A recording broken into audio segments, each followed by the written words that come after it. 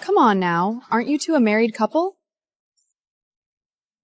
That night was my 3rd wedding anniversary, but my husband still hasn't come home. Mrs. Evans, shall I warm the food? Don't bother.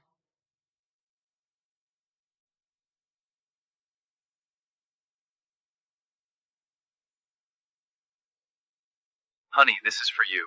Do you like my arrangement? I knew it!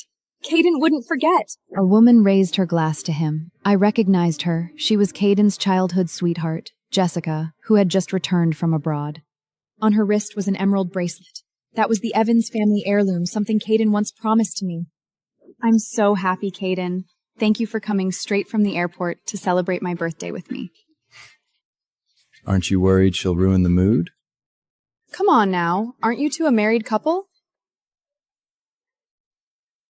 That marriage is like a bottle of spoiled wine. Better tossed out. Then we won't invite her this time. I'll make it up to her next time.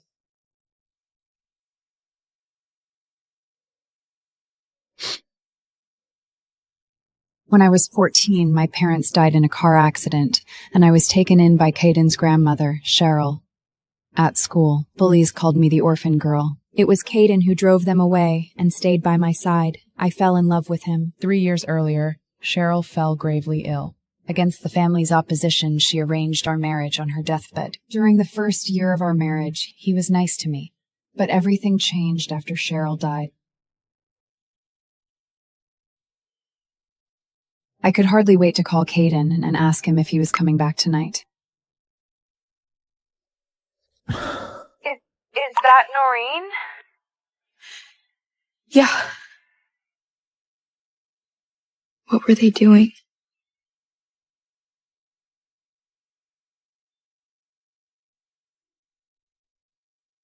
After making that phone call last night, I drank a large bottle of wine, and I didn't pass out drunk until late into the night. All I remembered was that after hanging up the phone, I sent a message to my lawyer, asking him to draft a divorce agreement for me. The bedsheet was cold. Last night, I thought Caiden would come back, but it turned out to be nothing more than a dream. Perhaps even that phone call I made yesterday was also a dream. It was all just an illusion born from my drunkenness.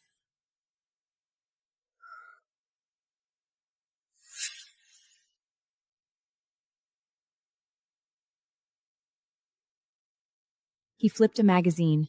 The cover photo showed him toasting Jessica at the Pearl Tower the night before. But yesterday was our 3rd anniversary.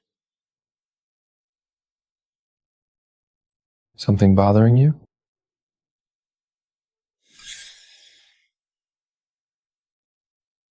He didn't explain. My heart was stabbed with agony. I'm fine. For a moment, I thought I saw a flicker of warmth in his eyes, but then it was gone. We're visiting my parents this afternoon. I told them you'll be there. Don't ruin it. Wear this, so people don't think I neglect you. All right. It's nothing special. Just something I picked up. I was going to toss it anyway, so I figure I might as well hand it to you.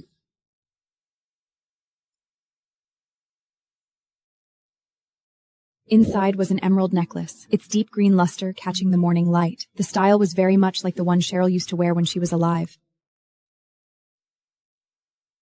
Oh? Isn't that necklace one of Cheryl's old pieces? Really? I'm sure. Cheryl had 2 identical necklaces, and she passed them both down to Caiden. The fact that Caiden gave this to you shows that you are in his heart.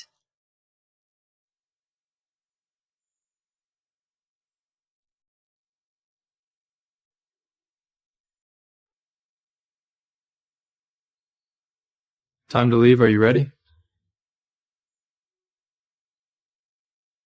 Blue silk sash sways, fair skin shone, emerald necklace shines brightly. It suits you. Thanks. Let's go.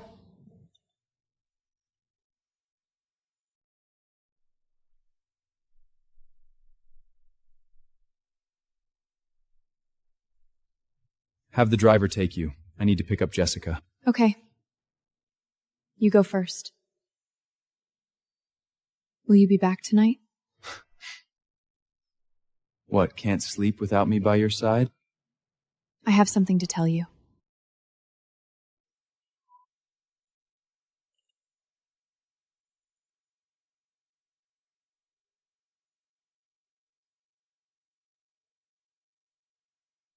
Noreen, you're here. Noreen, come sit with me. Jessica basked in the warmth of Caiden's family, yet her side-eye glance at me was taunting. It was as if she was telling me that she and Caiden were the real family, while I was nothing more than an irrelevant outsider. Halfway through dinner, I slipped out for air.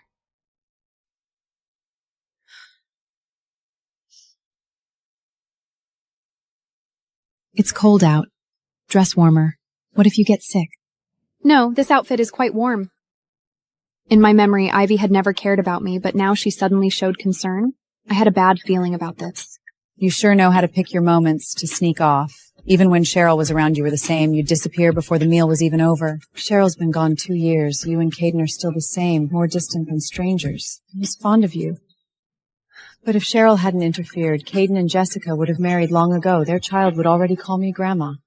Please just say what you have to say. You've grown up in our family since you were little.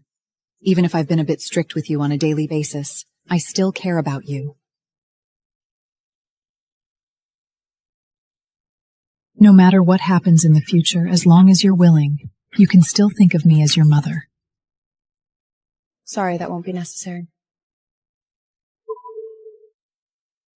3 years married and no child. Do you know how humiliating that is? If I'd known you couldn't give me grandchildren, I never would have agreed to this marriage. In the first year of our marriage, Caiden said he wanted some time for just the two of us first, so we used contraception every time. But ever since Cheryl died, the relationship between Caiden and me inexplicably changed. We were never intimate again. Under such circumstances, how could I possibly have a child?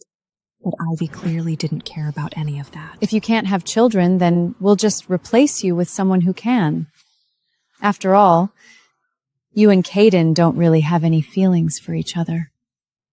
The person he has always loved is Jessica. That girl, Jessica, is more sensible than you. Her family background is better than yours, and she knows better how to please the elders. You pick a time to get a divorce. I'll give you a sum of money. Don't force me to do things the hard way. The Evans family needs a presentable daughter-in-law. Don't worry, I'll find the time. Whose marriage is this? Yours or mine? I'm doing this for your own good. Jessica's back. Do you expect her to linger without a proper title? If you're that attached to Jessica, move in with the Dales. As for Noreen, if she bothers you, we won't go back. For the first time in 2 years, he spoke up for me. Think about what I said to you. You're a smart woman. You know what's best for you. The Shelton doesn't sit you. It doesn't look good. Your mother had someone bring it. I don't think it looks good either. Here, take it back. Wait here.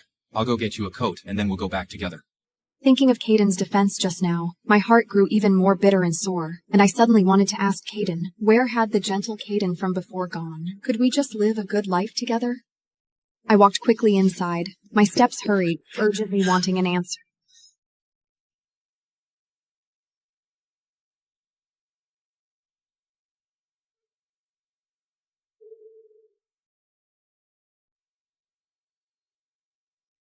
This necklace. Caiden gave it to me. He says it's been passed down in the Evans family.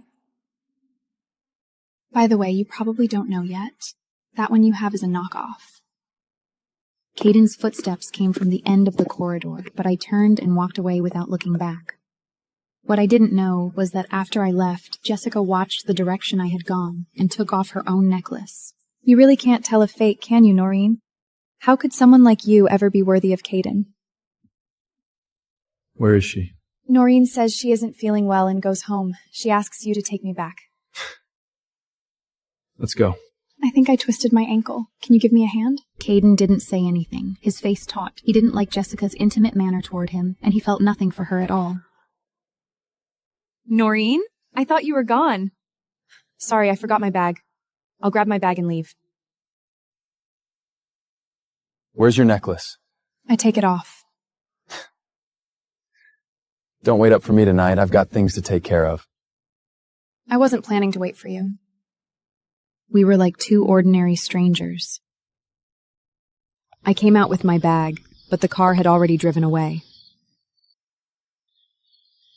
The gem was still glowing, but I no longer felt anything for it, just like I felt for Caiden. Exactly as Caiden said, he didn't come home that night. I lay in bed early. Tomorrow would come either way. Monday morning, I was the first to arrive at the company, but as soon as I walked into the building, I sensed something was off. In the elevator, my colleagues kept stealing glances at me and whispering about me behind my back. Mrs. Fowler, you should brace yourself first. Mr. Evans appointed Jessica director of the project department. Got it. On my screen was a promotion announcement sent to the entire company at 3 in the morning, where Noreen Fowler should have been. It now said Jessica Dale. Miss Fowler, these need Miss Dale's signature, but she hasn't come in yet. 48 hours earlier, the sign on my office door still read Deputy Director of Project Department. Everyone thought I would be promoted to director after the Southtown project ends. Caiden promised it himself. Even Riley from HR quietly asked me what color I wanted for my new office chair. Now, overnight, it was all gone. Just leave them here. Mr. Evans mentions you're moving to the 17th floor today. This office belongs to Miss Dale now. I didn't argue. Silently, I packed my personal things into a box.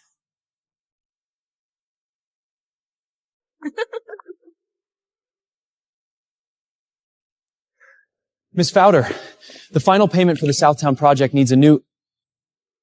Sorry, I forgot. I should go to Miss Dale.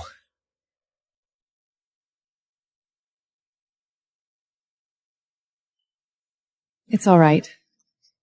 At my new office, a cardboard box sat on the sofa. My things were tossed inside carelessly.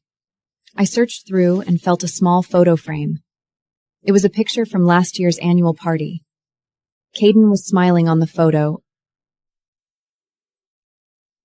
Well done. Mr. Evans is too much. Everyone knows you stay up late working on this project. He promises you a promotion, then secretly gives it to someone else, and a newbie at that.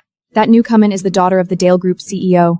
With her on board, he can secure more partnerships. But this is so unfair to you. How is Jessica even half as capable as you? Isn't she just relying on being Mr. Evans's girlfriend? For 3 years of marriage, no one knew I was Caiden's wife. And at the company, I always used my mother's maiden name, Fowler. He never made our relationship public, and Jessica had just joined the company, yet the whole building was already buzzing with rumors about them. I'm the one getting pushed down, Layla. You don't need to come with me. Stick with Jessica. It'll give you a better future. No way. I want to stay with you. Be smart. Your future is more important than loyalty. Besides, I've already decided to resign. What? You're resigning?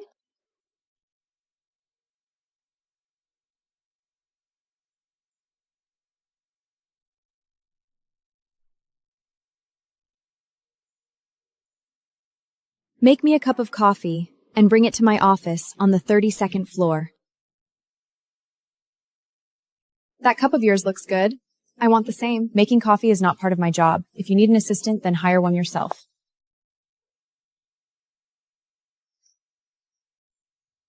I returned to my desk and started typing my resignation letter. I took the letter to the top floor. Caiden, you know that hurts my feelings. I knocked 3 times. No one answered. I pushed the door open and went in. Most people knock before barging in, Noreen. I did. Maybe you were too caught up to hear. Mr. Evans... Miss Fowler, this is a company, not a stage for your personal drama. Keep private matters out of the office. He thought I had come to catch Caiden cheating. I didn't explain. These people were already irrelevant to me. I'm here to resign. Using this to threaten Mr. Evans? Spare me. He and Miss Dale are in business discussions. They don't have time for your games. Ever gone off track? No. Then why would I use my resignation to threaten him? Or do you think he's the kind of man I could ever corner? Get him to sign this as soon as possible. The sooner the better. You're really quitting? After leaving Evans Group, your options won't be as good. Aren't you worried about other women around him? I don't care.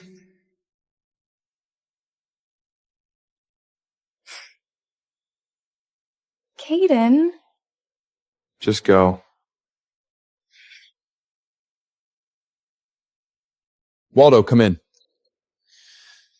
What are your orders, Mr. Evans? Is she gone?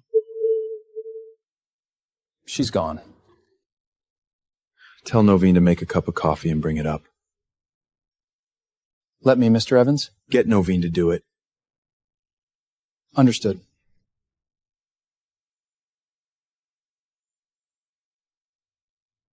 I barely made it back to my desk when the internal line rang. Mr. Evans wants you to make a cup of coffee right now and bring it to his office.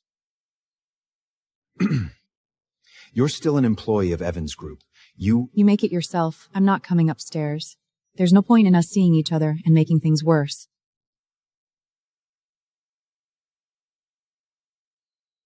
Miss Fowler said she isn't free. I can make the coffee, Mr. Evans? No need. By the way, Mr. Evans, Noreen is... You don't need to report her affairs to me. Deal with her complaints according to company policy. Give her what she needs. But her resignation letter requires your signature. Caiden's shoulders stiffened for a moment. Give it to me.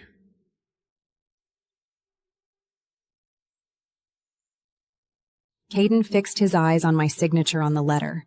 Did she say anything else? She says the sooner it's done, the better.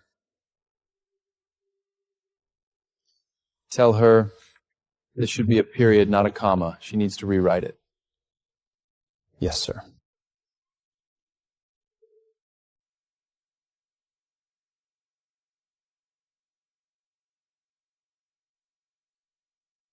I thought he wouldn't come back that night. Mrs. Evans! Mr. Evans is back! Come down for dinner!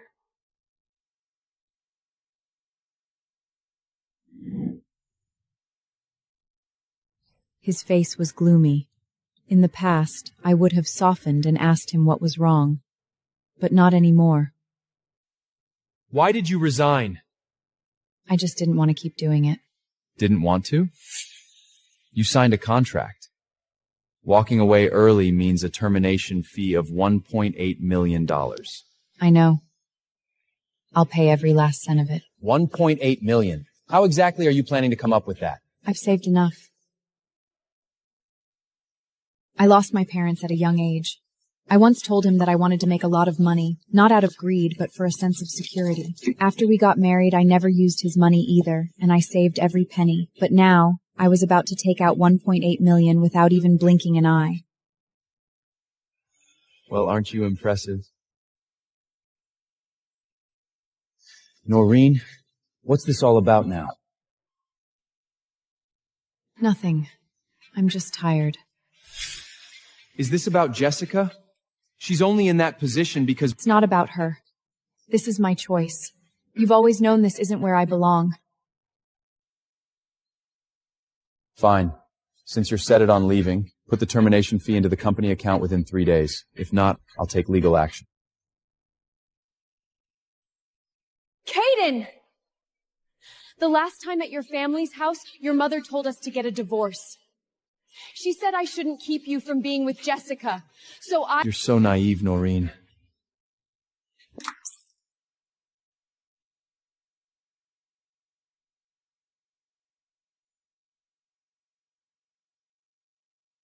Mrs. Evans, put the soup away. I've lost my appetite.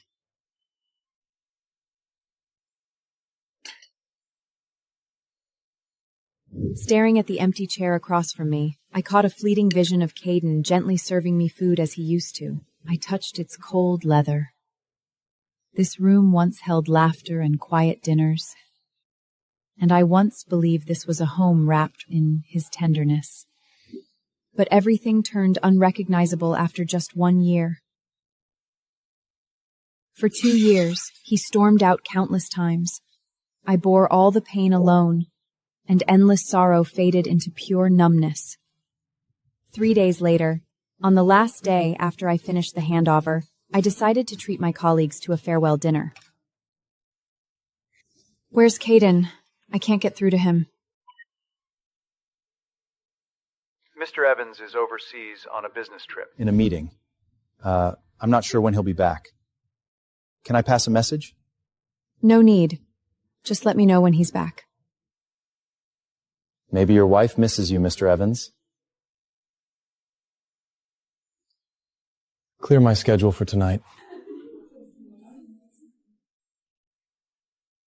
Jessica has completely lost her mind. She delates 3 years' worth of market data models saying they aren't forward-looked enough. But she doesn't even know how to make an Excel pivot table herself. That's not even the worst. She makes me redo the entire presentation 11 times. Wow.